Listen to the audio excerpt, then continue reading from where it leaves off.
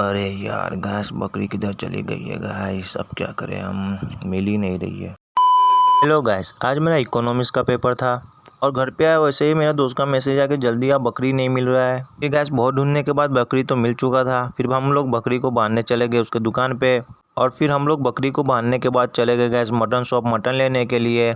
और गैस यहाँ फ्रेश पाव नहीं था इसलिए मैं घर आ गया। फिर थोड़ी देर बाद चले गए गैस दूसरे पाव के दुकान पे।